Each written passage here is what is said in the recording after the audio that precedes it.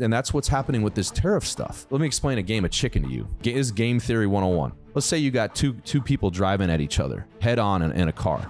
And it's a game of chicken. Who's going to swerve first? Who do you think in a normal scenario would have leverage in that scenario? If both were equal, no one really has an advantage, right? You don't know who's going to swerve. You're completely guessing what the other side is. However, before that starts, imagine guy one gets out of his car. He's blaring Metallica. He chugs a bottle of Jack Daniels, spikes it on the ground, and starts pounding his chest, and then gets in the car and slams the door. Who now has an advantage of who's going to swerve first? Person number two is probably gonna be like, all right, roger that. This guy's a complete maniac. I am swerving because that guy's never gonna swerve. That guy's gonna punch the gas and that's it. That's what Trump is doing with these negotiations. He's the crazy guy that just chugged a bottle of Jack Daniels.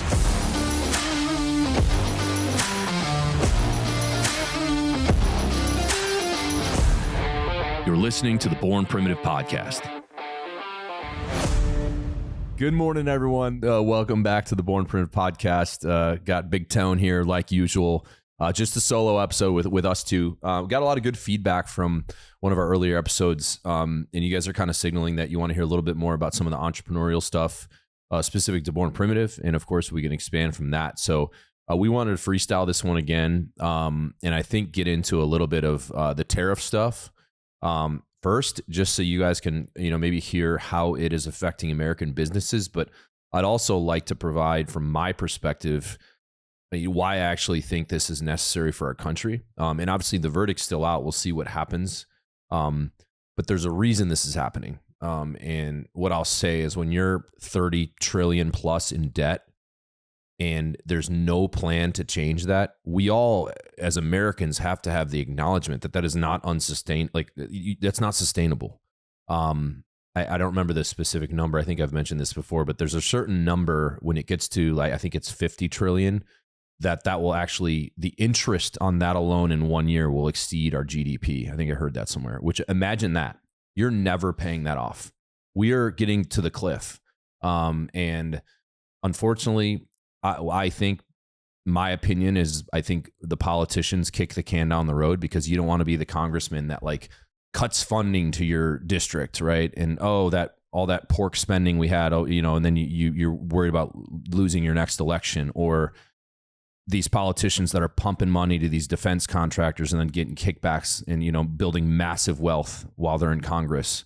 And this is true for both sides. So I think the people that are driving the car that are taking us off the cliff have a parachute on and they know they're going to jump out anyway if it gets to that, and we're all going to suffer from that because we're all clipped in the back seat, unable to get out. So I just think as a country we have to have the acknowledgement. Okay, imagine if you were maxing out your credit card every single month with no plan to pay it off as a parent. You would never do that. But if you knew, okay, a year from now I'm giving this debt to another parent, of course you're going to run up the credit card and you're going to live lavishly and do all these stupid things because it's not actually going to be your problem.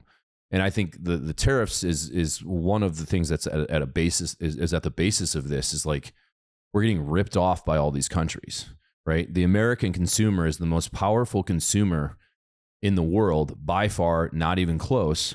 So why do all these countries that have brands being built and companies being built have such easy access to the American consumer? But then when American brands and American companies are made, why can't they take advantage of the international consumer, right? And in cases like China, it even gets worse than that, is that they actually will just knock off products and there's no way to pursue litigation in China. It's lawless, right? So they wait for an American company to perfect it and they say, oh, thank you. And they take it and then they sell it on the international market, and there's nothing, you can't sue them. There's nothing you can do. And this has been happening for decades. So there's just a lot going on. And so why is it that, Mercedes and BMW can come into the United States and, there we go. Why is it that you can go down the road on Virginia Beach Boulevard and find a bunch of dealerships, Mercedes and BMW, and American consumers love those cars? But why do American auto manufacturers have difficulty then selling their cars in the international market? You know what I mean? Why isn't an even playing field, right? Because guess what? If there's less resistance or if there's less trade restrictions for American manufacturers to be selling in the international market, guess what that means? That means Ford is increasing their production facilities. That means the average wage of that worker goes up. You know what I mean? There's more jobs. Our country becomes more prosperous because we're able to capture the demand of the international consumer. And right now we're not able to fully do that because there's major barriers and there's unbalanced tariffs in place. There was. So I think it's important to frame it up of like, I think especially the people that are super critical of Trump just thinks like, oh, he's just like, he's been talking about this for years. Like in the 90s, he was talking about this because as a businessman, he's looking at this and saying, we are getting freaking ripped off. And he has a valid point. So I think something needs to be done. Obviously, it's making everyone a little uncomfortable. It's affecting the markets. Fortunately, they've rebounded quite a bit. So hopefully the panic has worn off a little bit. But there are some harsh realities that, hey guys, we might have to kind of like take our medicine here and rip the Band-Aid off on some policies that have been absolutely horrible over the last 20 or 30 years. And Tony, we talked to the team about the de minimis exemption. So for those listening, the de minimis thing was, I think this changed, I want to guess 2020. I could be wrong, so fact check me, but it basically a rule that anything under $800 doesn't get taxed from these countries. And I think it was like 200, it was less, and they raised it. Well, as soon as they raised it, like all these savvy people realized, okay, there's a loophole here. Because all these companies that are selling mainly direct to consumer, like we are, all right, here's what we're going to do. We're going to set up fulfillment hubs right across the border in Canada and Mexico. And we're going to send all of our inventory from China to this place. And then when someone goes on our website, our American website, they're going to place their order. And then daily, they were running it across the border, right, to another facility, and it was getting shipped out. So people never had to pay, the company, like a company like ours, would never have to pay any customs on those goods, and it gave them a competitive advantage. So they all started setting up right across the border. That's the 321 rule. You and I obviously were looking into that for Born Primitive for a while. Well, we realized this de minimis exemption is just getting exploited. And I think the idea was, from when I read into it, is meant to simplify. Like, all right, you go to Europe, you buy some stuff, you come back, you're going through customs, you have to declare something. And it's like you bought something for $300 and now you have to like declare it. And it was just too much, right? It's like, all right, raise the amount. It's still not a ton of money, but obviously for companies that have an average order value of $100, that's going to be 99.9% of your orders you can still do and not have to pay customs on, right? So that we just got rid of that. And companies like Temu and Shein were really disrupting, the market for, even brands like us, right? Or let's say you have you're an American brand that sells like kids clothes, right? Well, guess what? If you go to Temu, you can buy, I got a 4-year-old girl, so I am that customer. I would go to Temu and I'd buy 10 dresses for $110, right? And they were actually pretty decent because it was coming straight from China and they're never paying customs. There's no middleman. Like they're getting made in the factory for probably $4 and they're selling it to me for 12 and they never pay customs. Now it takes a couple weeks to get it, but how does that person that's selling that dress for $40 on some boutique, kids clothing website ever compete? Even for someone that I would say has a bit more disposable income, like I'm doing okay, and I'm still lured in by their meta ads, right? And I'm like, wow, that's actually a really cool dress. It's spring, before I know it, I'm that customer. Well, guess what?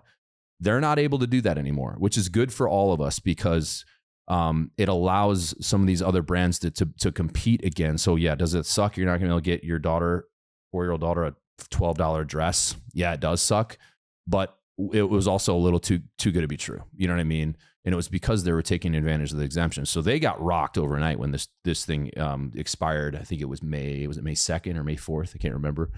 And that's a good thing, right? Because they were able to undercut so many people. And a lot of the sites that you'll notice, like I get hit with a lot of meta ads and I click on them. A lot of them look American. But for me, obviously, owning, I can, there's little things like with the language and the product description. I'm like, okay, this is one of those China brands that looks like is trying to look American. But a lot of those brands are really exceeding and doing well. So that makes it harder for regular brands that are doing it the right way to succeed. So I kind of want to frame that up, that I think this is necessary. And for us, obviously, it's a bit of a challenge because a lot of our stuff does come over there from over there. But the good thing is, we've already been positioning ourselves to maneuver out of China. One, because hey, we're this American brand, you know what I mean? We try to be patriotic, we support our military and first responders. Being honest, there is a bit of a disconnect there of like, okay, you're super patriotic, but then you're, doing business in China, which we've talked about, many times before. In the very beginning of running this company, you don't really know any better. And to their credit, the Chinese textile industry is incredible. You want to find any fabric on the planet, they have it, right? And if you get big enough that you get the good factories, the quality is unreal. So people have the perception, oh, everything made in China is crap. That's actually not true at all. They mop the floor with us in the United States. It's not even freaking close. If I were to try to get a sports bra in America right now, it would cost $45 to make it, and it would look like it was made from Walmart. And I that's just the truth. I wish it wasn't. I'm as American as they come. I have an American flag on my arm. That is the absolute truth. So anyone that makes that claim, they don't know what the hell they're talking about. And specifically, Tony, as you know, as it gets more technical with cut and sew stuff, the more technical it is, the more advantage they have. If you want make a pair of straight leg blue jeans in the United States with no features, you can probably get away with it. You want to make a hunting pant that has 12 pockets and all these unique features, send that to one of these facilities in the United States and say, hey, what's it going to cost me to make this? One, they're going to say, holy shit, this is very complicated. And two, they're going to say, yeah, we can make it for $160, right? And we know that. So it's important that people know there's a reason why all these companies do that. But at the same time, there are other options, and it doesn't necessarily need to always be made in the United States. So for us, we're maneuvering into some other countries. That is honestly good business anyway. You should diversify your supply chain. But two, China is a adversary of the United States. Now, I don't think the people necessarily are. That's why I don't really have an issue with like supporting like that kind. It's more the government. But that still does remain. I mean, they're a near peer competitor to the United States, and we have to acknowledge that. So kind of long-winded there. I'm definitely freestyling, tone, but I at least wanted to frame that up so people kind of can wrap their head around from a business owner's perspective, like one, how this can affect businesses, but also the reason, we need to do this as a country. And I think the deficit is the biggest thing. That was going to be, because I think the tariffs thing, there are some, I'd love to drill down a little bit in there, but my first question is somebody, and you know this, that stays a bit on the periphery, stays less close. I still try to stay educated, but you're definitely, when it comes to this realm, way more savvy than I am. Is what is the lead up? Because this has to be decades compiled on top of each other. How do we get in a position where this debt is the way it is anyway? Like how? That's like just boiling it down to like almost first order principles. Like, how did we end up here? Dude, I think about that all the time. And this is just my guess is I think people in Washington make a lot of money on us spending money at an unsustainable rate. And I think, like I said earlier, it'd be like if, like, let's say I gave you a credit card. I'm like, hey, this is yours for 2 years. But hey, guess what? In 2 years, you're going to give it to someone else. And it doesn't matter what the bill is on it. So just, be responsible, but you never have to worry about the bill, right? How would you behave, right? Seriously. And I feel like all these people come into Congress and even the presidents too, and they don't want to be the one that has to be like the tough parent that has to go home and say, all right, guys, we're not eating out 2 nights a week now. We're not getting fancy clothes. So-and-so, when you turn 16, you're getting a shitty beater car as your first car. You're not going and getting a brand new Jeep Rubicon. And, we need to reel things in because what we're spending is unsustainable. And eventually that runs out. That would be like, a household analogy. That's hard for a parent to do that, right? Particularly if the standard before that was, hey, we're eating out 3 or 4 nights a week, buy all the nice clothes you want. So-and-so, you're getting the brand new whatever, in all these things. And I think that's kind of where we are as a country, except no politician up until now has had the balls to be like, well, wait a second, we actually have to fix this. We are all delusional and not thinking that this is something that needs to be addressed. And particularly I think that with the congressmen, they don't want to like, be the one that has to go back to their state or their district and say, oh, like we lost funding to that giant program that used to like, feed a lot of my campaign money, right? Because I'm getting a kickback because I supported that bill that got them a bunch of money for some program. You know what I mean? So I think it's unfortunately just a vicious cycle and we have to get off the ride. Is it related to the gold standard at all? Meaning like let's say you're running a business, like let's say you're doing 100 million in revenue and you have 10 million of debt on the books. As that starts to climb, so say you consistently do 100 million in revenue, but then all of a sudden you have 40 million in debt on the books, like you're very quickly going to have both your finance department and anyone with a baseline of business knowledge kind of raising the red flag to say, hey guys, our revenue is staying flat, but our debt against the company is going higher and higher. So I asked the question about kind of like the gold standard is because in that system, eventually the interest on that debt, you're not going to be able to support from a cash flow standpoint of the company. But I asked the gold standard question because if you can just print money, so say you're a company and you can just print money to support your cash flow, then you really don't give a shit about how much debt you're running up because you can just click the print button. Is there a little bit of that happen? Like, is that a part of this at all? Yeah, I mean, I think it is. I'm not super savvy on it. I'd have to go back to my econ classes at Yale. But I think, 100%. And I think what that does is it leads to inflation, right? Exactly. If you just print money, guess what? By default, it becomes less valuable. And again, then, you get in situations where someone who's making an honest wage, but maybe it's not increasing due to inflation every year like it should. The average American is now over time making less money. You look at like the affordability of a house right now. You know what I mean? And so it just hurts everyone. And I think there's a few people at the top that are getting really freaking rich off of it. And I think it's time we got to rip the Band-Aid off, right? And tariffs is one way to get revenue as a country to start paying that bill down, right? It's like, okay, if you're going to charge us a tariff, Japan, and you're importing all these Hondas and all these cars in here, I think Honda's Japan, right? Or it's not. Yeah, it is. Okay, well, we need to be able to sell Fords and Chevys in your country, right? Because the Japanese consumer might want an F-150, right? It can't be a one-way thing because you got Honda dealerships all over the country and it's a really good brand and it does great. But it needs to be both ways and you need to pay your share. And guess what? That can go towards paying down the deficit. Now imagine if he's able to pull off what he's kind of teased is actually for anyone making like 150 grand or less, no income tax. All of a sudden you're going to have everyone, the Democrats won't because he could cure cancer and they won't support it. But imagine how that would affect like the middle, the upper middle class overnight. I mean, if you, all of a sudden you get your entire paycheck, are you kidding me?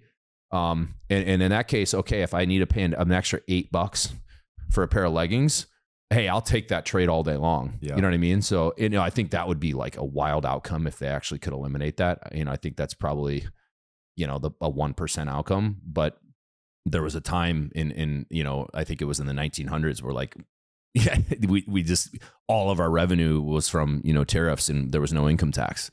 And I think if I remember, the income tax was actually supposed to be temporary. And then it just, of course, we never looked back. So I don't know, man, it's infuriating just because eventually the problem needs to be addressed. And that's why I'm so furious about the resistance to the Doge stuff. It's like, hold on, like, how is this a partisan thing? Like, how are you realize this is our money as Americans, everyone listening, this is our money. People need to realize that this is not some imaginary thing that comes out of nowhere. If you look at your paycheck and they take money out, which pretty much all of us probably have that situation, you should think that money, that $2,000 that was taken out of your paycheck, that might have been allocated to pay for guinea pig research of gay guinea pigs in Cambodia. You know what I mean? Like, seriously, like some of the line items on that shit was so outrageous. And to now talk about like the obvious fraud that was embedded into it for so long. And of course, the people that are making the rules are the ones getting rich. You think they're going to change it? It took a disruptor to have any shot at exposing this. And as they expose it, the other side is acting like it's the worst thing ever. It's like, how are you, like, it's infuriating. Again, he could cure cancer and they would say somehow he's still bad. Like, it's steel man their side from a reasonable person. Steel man their side. Oh, well, that one grant in Africa that now isn't getting a well. How could you take fresh water from the people in Africa? And it's like, hold on, it's not that simple. You're literally cherry picking one thing that was cut out of thousands of programs that were completely fraudulent and unnecessary. Like the Sesame Street in Iraq, $2 million. Are you kidding me? A production for Sesame Street in Iraq. Is that something the American taxpayer needs to be paying for? Are you kidding me right now? We can't even pay our own bill and we're paying for Sesame Street in Iraq. There's hundreds and thousands of examples now that they've exposed. You look at the Social Security thing. I don't know if you remember his State of the Union. He was talking about how there's people that are 199 years old getting Social Security payments. That money's going somewhere. Someone is getting that, right? And the gig is finally up, and the money train is ending, and they're livid because they realize, you know, and hopefully it's not just the next 3.5 years that these shady deals that were happening aren't going to happen anymore, right? But they're resisting. They're like, now they're saying, if you want to steal man even more, oh, Elon Musk is doing this to position his businesses to have an advantage at like taking over some of these bids and these programs. You know what I mean? And you know, of course they're going to say that. You know how much money the dude has lost because he's done this instead of focusing on Tesla, right? So to say, oh, this is actually Musk, like an ulterior motive to end up making more money is completely insane. He's lost hundreds of billions, right? The dude is a patriot. What is on the tariff side play out from you, like from what you've exposed yourself to, just from an educational standpoint? What do you see the timeline looking like for this? Meaning, like, if you had to play out an ideal of like, do you see him rolling back some of the stuff as far as like the China, it's at what, 140% or whatever? Like, do you see that getting rolled back, but then there being kind of a stabilizing number that things fall upon that then continues? Or do you see this as like let's throw the kitchen sink at this, kind of play chicken, and then it kind of autocorrects closer back to what the norm was prior to this fiasco? I don't know, man. It's tough because, you know, we know with Chinese culture, there's a lot of pride in like saving face. So the way you negotiate with them needs to be very different than a typical business negotiation. You almost have to make it seem like you're giving them credit for like coming to a solution. And they're not going to want to show weakness. And that's just Chinese culture. I remember reading books on this when I first started trying to develop our supply chain. I read like 2 or 3 books on Chinese culture because they're talking about how do you negotiate pricing. And it was all about like, you have to look at it completely different than if you and I were negotiating something. We'd go at it like 2 Americans and we'd figure it out and we'd land on a price. We'd shake hands. It's completely different. So I'm assuming Trump is more than savvy on like taking that into account. But I have a feeling here's what's happening right now. And this is happening with us. Everyone's going, okay, we have to get out of China. Where else can we make this? So guess what? Vietnam makes a trade deal. Cambodia makes a trade deal. Boom, boom, boom. China's going to say, oh shit, we're at risk of losing a lot of business because if Vietnam came to the table and they worked out a deal with Trump, now that's an obvious outlet for a lot of these businesses because they have a similar infrastructure there to you know, with production. Now you can't shift the whole thing there. That would take years to be able to shift that. But that's the risk, and that's where we get massive leverage. And that's why I think we will see deals made in surrounding countries, because that puts even more pressure because the Chinese government will now know, okay, it's only a matter of time, because if that, you know, shoe that they make in China is now $20 more, you know, and you're ordering 20,000 units, obviously do the math on that. That math doesn't math very good for maintaining bottom line profits, right? But hey, if I can just shift it down to Vietnam or Cambodia, not overnight, of course, it's going to take time, but you're going to immediately start doing due diligence on that. And you're going to start signaling to your suppliers in China, hey, you know, we're going to have to shift. Of course, that's going to get communicated to the government. That gives us massive leverage, I think. Now, here's the challenging part is like, I think a lot of the narrative is like, we need to shift production to the United States. And I fully support that. But we also need to understand there's some things in the United States that are never going to be made here. You know what I mean? That like plastic garbage can that you get at Walmart for $9, that it's the shitty plastic, you know, that you put in your bathroom. That will never be $9 if it's in the United States. Yeah, you're going to need to be willing to pay $40 for that little piece of. Is that just labor? Well, I think there's no, yeah, probably, right? There's just no, system, yeah, right? There's no way to compete. So in addition to that, if I'm an American company, I'm a little hesitant to shift to an American factory, particularly if you have to like assemble like a line and get all the tooling and stuff, because guess what? If the Democrats win in the next election, they might undo all of this, right? And then you've shifted everything, and now you have super expensive production in the United States. You know, hell yeah, you're made in the USA, but now you're once again not able to compete, because if it's one of these cheaper goods, you're getting undercut by 3x. You know what I mean? Overseas, and the people that are selling similar goods in your space it's impossible to win. You know what I mean? Particularly for goods that like there's not really a brand association. Like you don't really care what your garbage can brand is, right? There might be some cases where your brand is so strong enough that you can be 3x the price and it'll work. But we know how much work that takes to develop that over time, right? And you have to be, very good at that, in creating the ethos and the stuff that means more to the consumer than just the product. And what's associated with it matters to them too, and they're willing to pay for it. So to me, that's the kind of, the one question I would throw back at this is like, everyone's beating the drum, made in the USA, but guys, that's going to take years. You know what I mean? You can't just start a factory overnight. I mean, we're trying to build a warehouse down the street. I bought that land in September of 2022. We haven't even, there's not been one bulldozer that's moved an ounce of dirt over there yet, right? So to think that, by fall, there's going to be all these booming factories in the United States with high wages, it's just not going to happen. However, what's exciting is it's putting pressure on these big companies to invest in these factories. So, maybe Honda comes in and they build a $400 million facility in Nebraska, right? And now some little town is now a town of 40,000 people, and everyone's making a really good wage because they realize, all right, with this tariff now, we have to do our own. So you see what I'm saying? So I think that the big brands, we even talked about, Apple CEO met with Trump, and they're working out I think it was like something like 500 billion or something. I mean, just absolutely massive. So that's what people don't realize is he is still wheeling and dealing, and it does give him incredible leverage. Hey, Apple, you can get a fast track approval for this if you invest in America. You know what I mean? And again, then the downstream positive effects on that for the American worker, and then of course the American consumer is huge, because then you have a bunch of people with a higher disposable income. So then they go out to eat more, they're going to concerts more, they're buying more clothes. It's a flywheel, right? And that's how we go on a market run, and everyone's kind of flourishing. So that's the long game.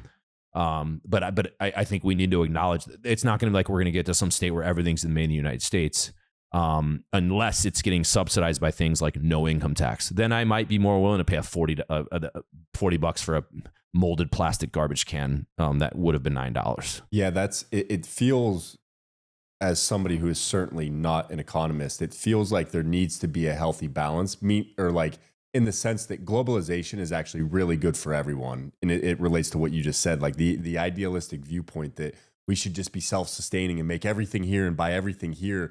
That actually doesn't play out when you weigh the advantages of having a global market. And that's why, I think the reset though is that not being overly dependent on that global market. And it feels like, just as almost intuitively, is that we maybe were that. Like, we had become too reliant on externals, and then kind of rebalancing that, but not striving to an idealistic state of like, yeah, manufacturing has to be here in the US. But it's like, where is that balance of having having your citizens have access to a global market, which gives them advantages with the money they have to spend as far as their lifestyle, being able to buy a $9 garbage can as opposed to the $40 one, but then also having the infrastructure to support jobs and to support kind of the health of your own country. So yeah, no question banked within that, but that's just baked within that. That's where my head goes as we're discussing it. As with most things, there's got to be like a balance point with this to allow an equilibrium to exist within the system. Yeah, and I think it comes down to like, you just have to have a little bit of trust and faith that Trump knows what he's doing. Like, is he a little bit of a maniac sometimes? Yes. Does he say some ridiculous shit? Yes, he does. But the dude, and when it comes to business and the art of the deal, he knows what he's doing. And you can already kind of see it, I think, really coming together, because like we talked about, Vietnam's going to make a deal. Cambodia is going to make a deal. These other countries are going to start making deals, and China's going to go, oh boy, now there's an easy alternative to all of these production, options for these countries, that, if it's a reciprocal 10% tariff, or maybe it's no tariff, you know what I mean? Imagine what that'll do overnight. The Nikes, the Adidas, like, they're all going to shift there. And in China, especially if they need to maintain their image and whatever you want to call it, save face, and they want to hold at 145%. Okay, good luck, because everyone's going to leave, right? They really are. And it might take a year, but it just, if the math doesn't work, you can't continue. And the market efficiencies will naturally work out. And I just think it's a way for the country to get additional revenue that can be used for all kinds of things. And you pair that then with cutting a bunch of waste. Hey, there might be the first year in history we don't have a spend into the deficit more. Like, how wild would that be? Even if it's only like $1 trillion, we go from 30 to 29. People are like, oh, big deal. It's like, well, hey, that's a step. You know what I mean? For sure. And I think like, in the Bush years, like I remember it being like, I again, this is a complete guess, but like, it was like 5 or 6 trillion. And then it just, of course, the war in Iraq, and then like Obama took over, and then it just kept getting bigger. And then even I think with Trump won, it continued, you know what I mean? And then Bidenomics, the $1 trillion spending bill that he thought he was FDR all of a sudden, and led to unreal inflation because he overplayed his hand and thought he was this world-class economist all of a sudden. You know what I mean? $1 trillion spending bill. Like, are you kidding me? Right? On all this crap that, never, you remember some of the stuff that was in that bill? Absolutely insane. And look what happened. Of course, that's what happened, because you just printed all this money, and of course now it devalues the dollar and everything is more expensive now. And that sucks for, that middle-class person, because their salary might not jump from 50 to 65 grand that year. They might go from 50 to 52, if that, right? And now that their dollar does not what it did before, and they're going to the grocery store. I noticed it really at the grocery store first. I'd stop in there after work with Ren just to get like a few things. And, I try to buy fruit every couple of days. So I'm not like buying fruit for the whole week, because it just kind of gets bad. And it's $160. And I'm like, I came in here for 4 things, right? And specifically bacon. You get the Wright's bacon I get now is like $13.99. That used to be $7.99, right? So all these things started happening. And for me, I'm fortunate that it doesn't affect me in any way. I've gotten to the point, like, you know what I mean? But for the average American, that's a significant change. Significant. And all that does is, okay, now they can't go spend that movie on that, that money on that movie night with the kids. Now they can't go out to eat. Now they can't go to that concert. And that obviously makes just business overall start to decline, right? And then businesses aren't as profitable.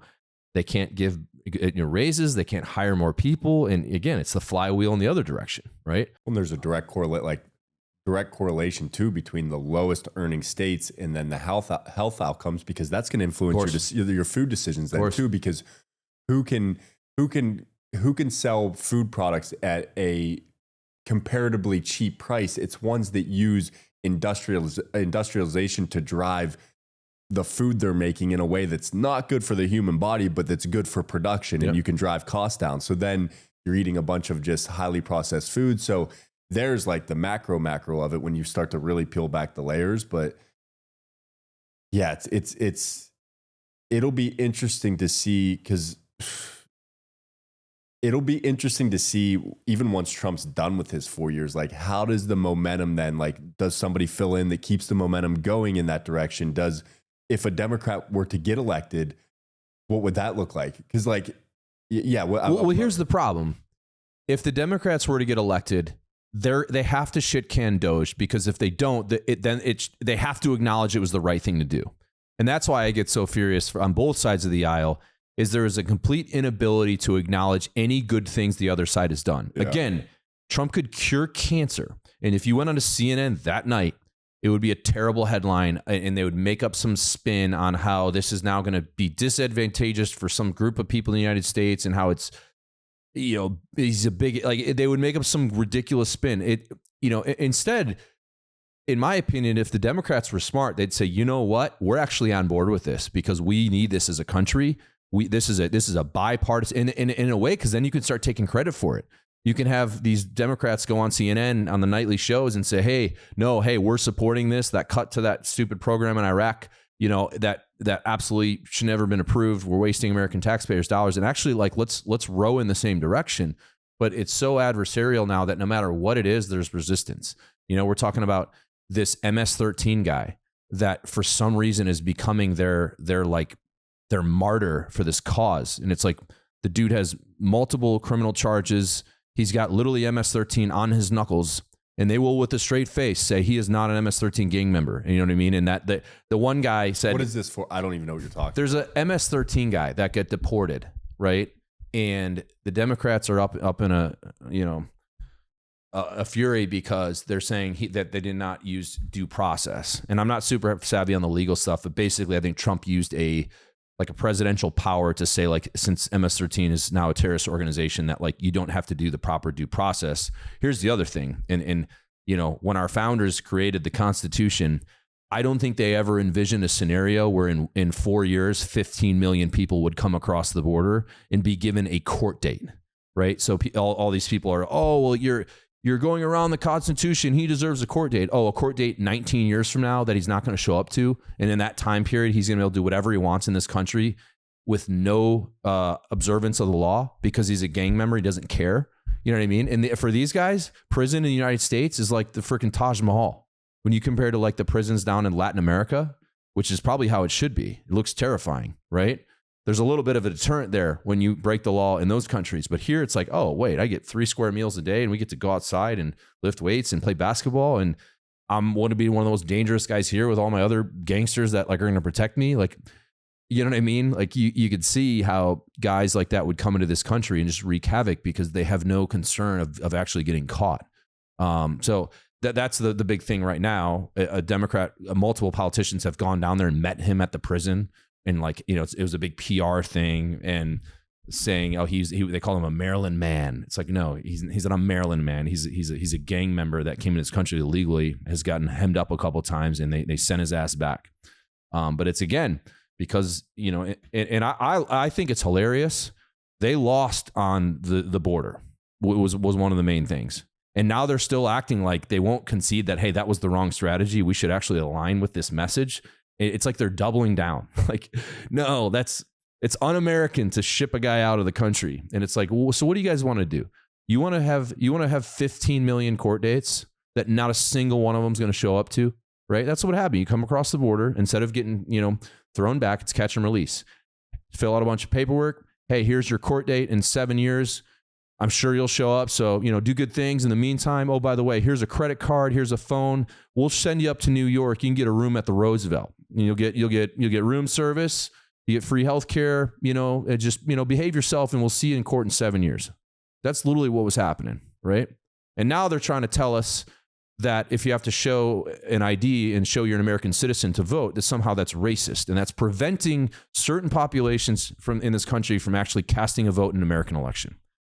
Is that not the biggest Trojan horse you ever seen in your life, to rig every election in perpetuity?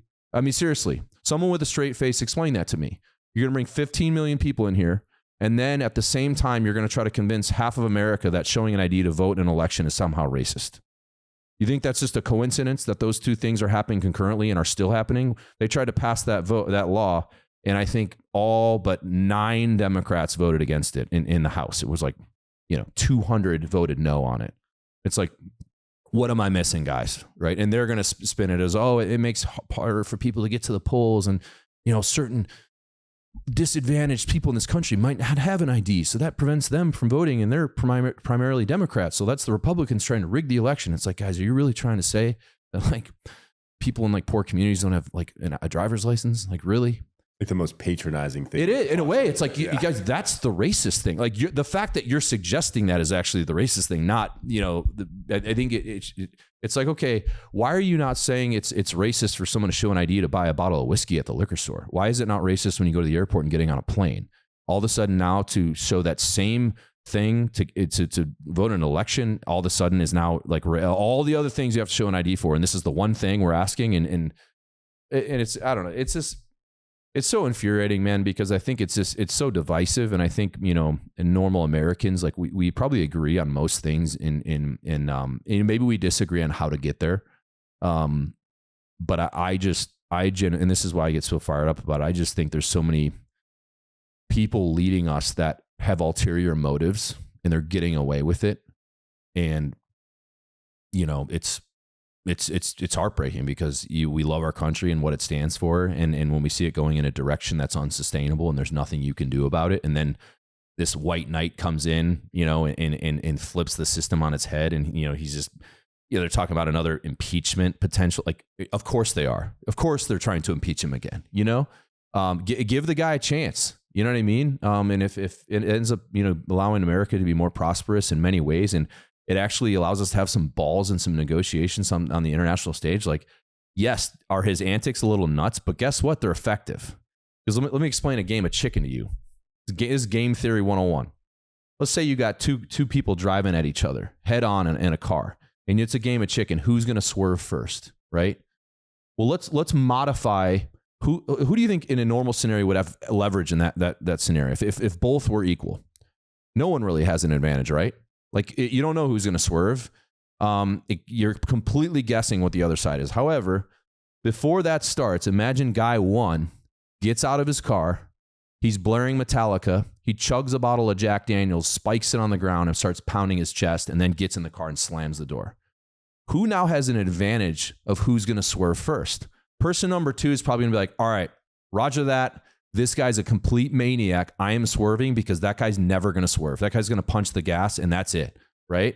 That's what Trump is doing with these negotiations. He's the crazy guy that just chugged a bottle of Jack Daniels. You know what I mean? In all of these negotiations, it's on purpose. You think some of those tweets are, you don't realize that he knows exactly what he's doing, and all the media is going to go nuts with it. And it's going to be like, oh my God, that wasn't very presidential to say that, like on a tweet. You know what I mean? He's doing that on purpose. It's game theory. It's the art of the deal. He's creating leverage because it's creating the perception that this guy is an actual little bit of a maniac and he will not swerve. And that's what's happening with this tariff stuff. It's like, oh, you don't want to play ball? Okay, now it's 145%. And if you do it again, it's going up to 200. Try me, right?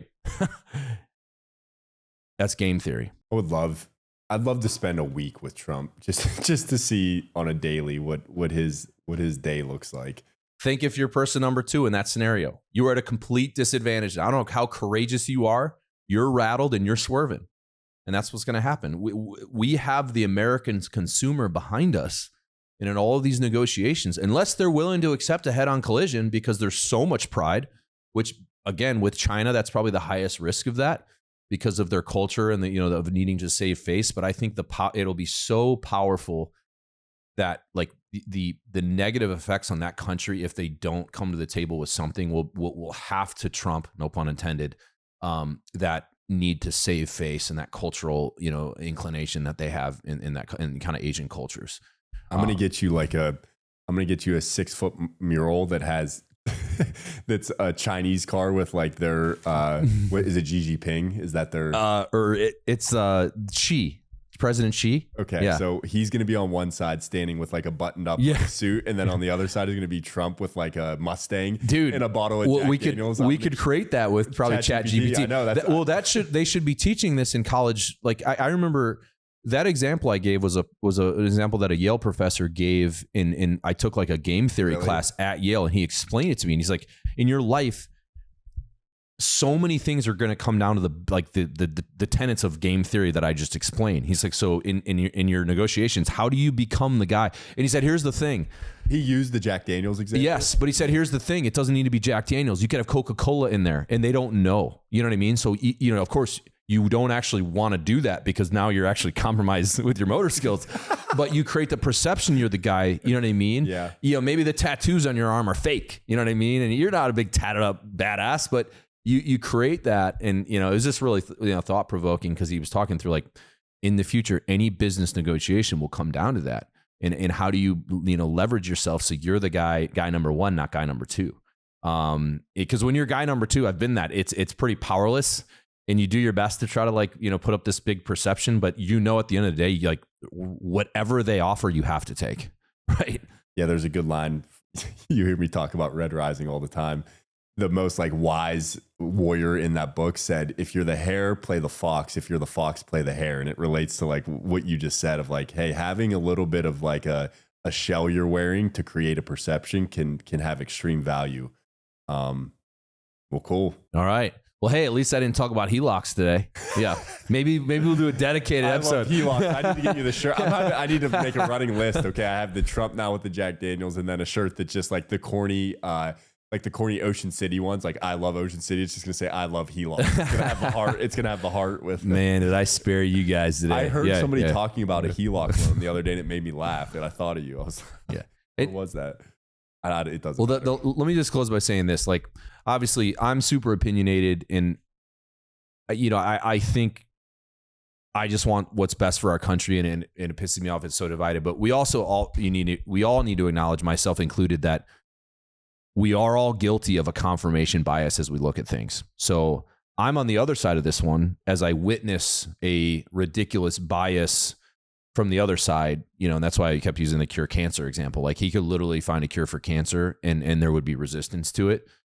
We need to have the ability as human beings to realize, like, when we're being biased, and there's probably even a lot of bias in what I just talked about of my own, the lens I view this scenario through. And there's probably is some valid concerns on the other side.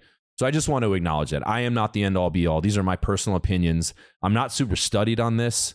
I tune into the news. I read the Wall Street Journal. That's kind of it. But other than that, I'm kind of pulling shit out of my ass and giving my own opinion. So, like, please take that with a grain of salt. And I always want to evolve too. And I'm one that, like, I'll acknowledge and own when I had a stupid opinion because I had incomplete information. And then you, like, read the other side and you're like, oh damn, like, okay, that's, like, maybe the MS-13 guy's a different, example of that. I don't think it is. I mean, the dude literally has MS-13 on his knuckles. But, like, the media is trying to now say, oh, those were photoshopped. Just like they try to tell us Biden drooling on himself and all these other things was, like, deep fakes, right? And you're like, that was their last ditch effort. Oh, these are being edited, right? So I think these examples are probably legit, but I just want to call out that I am not the end all be all. And at the end of the day, we have to find a way to unite and get on the same page, because I think America in general, we can be, but I think it's the people leading us that want us to be divided.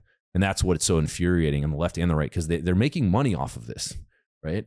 And you look at all the money we're wasting that is unsustainable. Someone eventually has to rip the Band-Aid off, and it's not going to be politically popular, because if, now there's less money going towards all these things. And like, of course, you imagine being in a family household and you had to come home and give the bad news that all these nice things are going away, right? It would suck. But if that's what you need to do to save your household, you're going to do it.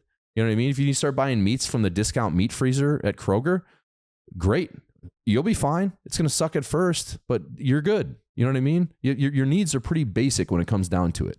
And all this stuff we waste money on as a country. It was illustrated by Doge, and we should empower them to continue to do that. And there's probably going to be some heads that roll, because they're going to expose some ridiculous corruption. And when they do, there'll be gaslighting, saying, oh, that's not what it was. And we're going to have to get ready for that. But if people are stealing millions of dollars from the government, they should lock them up and throw away the freaking key. So that's my final thought. And no HELOC comments until next time, of course. HELOCs are next. We're doing a deeper dive on HELOCs next time. All right, guys. Well, hey, thanks for tuning in. That was a freestyle. I hope you like it. As always, if you can, comment, like, subscribe, all those things. And we'll throw this out there. Tony is thinking about maybe we rename the podcast. So we might, for season 3, and I think it's a good idea. I'm open to it. And you had kicked around maybe in the arena. In the arena. Inside the arena. I like in the arena. In the arena? Just to represent, you have the quote. And who said it? Was it Roosevelt? Was it Teddy Roosevelt? Yeah. Just basically being like, hey, the man in the arena. Yeah, be the man in the arena. And whatever, like, that doesn't... For a gladiator, of course, there's an actual arena. For a football player, there's an arena. But for anyone in life, it's just like, hey, be in there, trying shit, testing shit, figuring shit out. Like, that's a very human thing. And I think that's on the thread of what we talk about, even though we're all over the place. Yeah. It's especially with guests, our conversations with, I would say, are with individuals who are, just pushing into ideas, pushing into their modality or profession, whatever they're interested in. So, yeah, it was funny. It's the first one that I thought of that, and we got a couple of months to figure it out. But if you all have any opinions on it, give us a comment or shoot us a DM. We'll kick it around and see what we got for you guys. Perfect. All right, y'all. Thanks. Have a good week. See ya.